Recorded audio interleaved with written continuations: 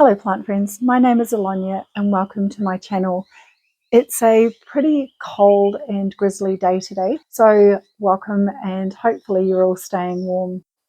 I'm a novice orchid grower here in suburban Western Sydney, navigating the wonderful world of orchids. I'm learning how to grow these beautiful plants so that they thrive here in my somewhat wacky subtropical climate, and then I go ahead and share what I've learnt with all of you.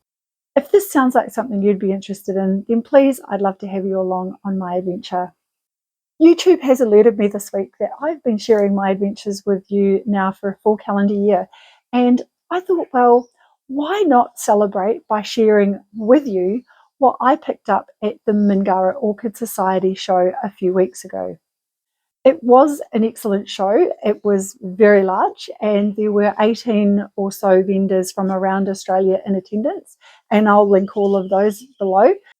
Please note that if you are watching from overseas, these vendors will only be allowed to ship within Australia unless they are licensed to export, which is very rare. Some of these plants are uncommon, some are fragrant, and some are plain dramatic, and one is mysterious, and all are fabulous. I'll walk you through where I'm going to put these and how I intend on caring for them in my home setup, Southern Hemisphere style, of course. So let's dive on in. One is this Neophonetia falcata. I mentioned back in my growing competition video that I don't typically grow vandaceous plants unless it's Sarcochilus.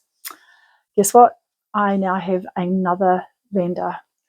This little Japanese treasure grows a bit differently to the typical vanda, and it clumps, so not too dissimilar to a Sarcochilus, and is about the same size and same shape. But the flowers are more starry in their shape. They tend to be bright white, lilac pinky, or an off-white colour, and I don't know what colour these flowers will be, and I just simply forgot to ask. It was so busy. Google also displays this variety mounted on cork or tree fern mounts, and it looks spectacular as a species plant. This is a cold tolerant species, however, as this one is also quite small, I'll be keeping it with the growing competition vandas in the bathroom. That way lazy me can water or mist them on the same schedule as the other vandas.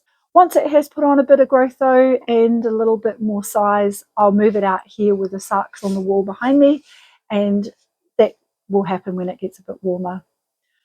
But why did I call it Neophonetia in the first place? Well, over the last 20 years or so, with the development and improvement of DNA testing and other classification techniques, taxonomy can sometimes quite rapidly change. And as such, this was recently reclassified as a vanda. Some of us hobby growers are a little slow to catch up with the never-ending reclassifications. So Neophonetia or vanda, I'm going to stick with Neophonetia as that's what's written on the label. Fun fact, this plant is known in Ming Dynasty literature, with the earliest texts dating from 1368. There you go. The second plant I picked up was Cymbidium cerugine ice cascade. When it comes to my total lack of space and the way that large cymbidiums can grow, I'm starting to pass on some of the larger plants in my collection to make space for more compact growing types or even miniature varieties. I found this little Aussie favourite hiding amongst some of the other larger plants on the MnS Orchids nursery stand. It's a miniature cascading cymbidium ideal for cooler climates. Pendulous or cascading cymbidiums do tend to be smaller growing than the more traditional upright growing types, and I'll be keeping this along with my other cymbidiums behind me here in the exact same conditions. Where I keep my cymbidiums here, it is shaded in the summer by a large deciduous Chinese tallowood tree in the summer, and it receives full sun over winter. As this plant prefers cooler temperatures, I will have to protect it a bit from Sydney's summer sun and temperatures which can get up to the 52 degrees Celsius here on my balcony. Thankfully, these temperatures are not sustained and only last for a few days, and the rest of the cymbidiums did okay last summer. Cooler nights for these triggers flowering, although this is a baby specimen and I don't see any evidence of flowers yet, and it's probably too late to trigger flowering behaviours now anyway. Okay, so the third plant I picked up was Cymbidium floribundum alpine 2N, crossed with Memoria Amelia Earhart 4N. This is a cool growing Cymbidium hybrid with heritage from China, Japan, and other hybrid lines. Again, this one is a compact variety with a beautiful creamy lemon and red pendulous flower. That's the parents there. So it's right in my colour preference. And I'll grow this one alongside Marvin and Sarah Jean, as they all have the same environmental care requirements. These hybrids tolerate winter chill really well, so I'm just going to grow this one outside year round. Okay, the next plant I have is Paphiopedilum Village Passport cross with Global Passport. And what was I thinking? Well, cold tolerant slippers, of course. And this came off the cold tolerant label section of the Orchids of Distinction stand, although a little bit of further reading has potentially got this variety as a warm grower. Gowan, who helped me with this, indicated that there should be Paphiopedilum insigne in the heritage of this plant, which would then make it a cold tolerant plant. So until I know more, it's off to the bathroom with this one and a friend, which I'll introduce up next for now. Never water these on the top and leave water in the crown. Like Phalaenopsis, they will rot out. And these also love a tall pot with good drainage. So I'm going to treat them like the other paphs I have, which before today was precisely 2. Number 5 is another Paphiopedilum. This one is Winston Churchill crossed with Oliver Hoe, and it's another stunning hybrid combining heritage and vibrant colour. Again, this one was labelled cold tolerant, but again, further reading has me believing that it is otherwise so. Once again, it's onto the bathroom rack with this one, and I'm going to say that it is getting crowded in there, although thankfully another orchid-loving colleague wants one of my Bunnings vowels, so that will lighten the load to make space for more plants. All right, the next one I have is Colnura Sprinkle crossed with Colnura Gem, and it is a cute little white speckled Sarcochilus. I love these Aussie natives, but they don't always love my conditions, and I think rather like more water than I am giving them. This little one fell into my basket at the Barrita Orchid stand, and due to its smaller size, it's also found its way onto the bathroom rack. These very floriferous and tolerant of pots or mounts, and come spring, I'll repot this into a small water well style pot with moisture retentive media. Okay, number 7 is a Coelogynes eberhardii, and this one is a species native to Vietnam and Laos, and this one has elegant flowers and likes cooler temperatures. I saw a specimen of this in flower in the display hall in one of the displays, and I fell in love with it immediately. I already knew this one was on the Orchids of Distinction stand. Hoping it was in there, I went back and I got it. This one grows similarly to my Coelogynes volcanosa, so I will grow these one side by side on the plant stand in the dining room. The flowers for this are a typical shape for a Coelogyne, but are a creamy white with a deep red centre.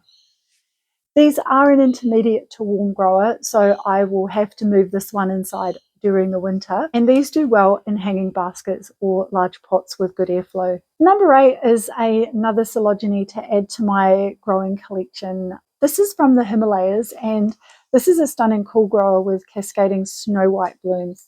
You might have to Google this one. These ones are cooler growers, so will live outside during winter, and I'll bring it inside during the hottest days of the year over the summer period, and it'll probably just go into the bathroom to help protect it. I have no idea why I brought this, except it wasn't in my I Have It Yet collection, and it wasn't overly expensive, so I brought it home. These ones love a winter chill to bloom, so I have put this one outside. Okay, I must really like Coelogynes. This one is a Coelogynes flaccida cinnamon. Now, I already have a Coelogynes flaccida that was a gift when I first joined the 5 Dock Orchid Society last year. However, this one is a slightly different variety with cinnamon-coloured flowers. Like most other Coelogynes, the flower is famous for its warm, spicy fragrance. This variety was recommended to me by the super knowledgeable and very lovely Craig Scott Harden, who is somewhat of an orchid expert here in Sydney. And luckily for me, he is often found at several orchid societies that I attend. I bought this plant on his recommendation because it is just a little bit different to the average Placida. With my increasing number of Coelogynes plants, I am going to end up with Coelogynes alley, and this will live in that space and hopefully living its best life. Fun fact, the scented flower of this specific variety smells like cinnamon buns. Can't wait. Okay, number 10 is Maxillaria tenuifolia, or the coconut orchid. This was the only plant on my acquisition list because they are famous for smelling like coconut sunscreen, and I love the smell of coconut. I found this plant on the Dark Star Orchid stand, and once again it was thanks to Craig for locating this one on the bench for me. I will repot this one into a different pot come spring, but as these ones love moisture but not being wet, it will be thinking caps on about how I want to go about planting this one. Like many orchids, they won't flower without adequate light, so this will hang high up on the wall behind me beside those cattleyas so they can make friends. These ones love being root bound and slightly neglected, and I can do that. So once I've repotted this, I'll leave it alone for a few years to see how it does, notwithstanding watering it. Okay, getting to the pointy end now. Phalaenopsis allura Dracula, and this is a dramatic name, but a very, very gentle plant. This is a Phalaenopsis hybrid, likely bred for the dark, moody blooms. You might have to Google them. I didn't particularly need another Phalaenopsis per se, but given that I'm a fan of vampire novels and movies, what was I supposed to do when I saw this cute little baby smiling up at me? Like almost all of the phals I have put this one in the bathroom on the rack, and I am considering putting all of my darker hued flowering plants into one group and naming it Goth Corner. When I was watering this the other day, however, I inspected it a little more closely, and in the words of the fabulous George Takei, exclaimed, "Oh my, could it be, could it possibly be a flower spike just in here?" It certainly looks like it, but only time will tell, and if it does flower, this one goes on to the judging bench. Phalaenopsis, as I've noted in my Orchids 101, they do like more light than we give them credit for, and they also do like water, so these do well in a moisture retentive media in a water well style pot. This one though, the planting media looks and smells quite fresh and sweet. And now on to plant number 12. This is Paphiopedilum HSB 128. Finally, this stunning complex hybrid Paphiopedilum. It took me a clear 2 hours to decide to buy this plant, as I didn't really want to spend the amount that I did. And so I spent quite a bit of time looking for a name label to see if there was a non-flowering specimen available. Unfortunately, there was no name label to be found, and so I caved and bought this plant instead. And I did end up contacting the vendor with the stock number, and now I have the name label. And the name is Paphiopedilum Shin Heart crossed with Hung Shen Bei, and the variety name is Hung Shen Dream. In the meanwhile, I did nickname her Drusilla per the character from Buffy the Vampire Slayer for the pure drama that she exudes. And yes, there is an awful lot of llama in this drama, and I love her so much.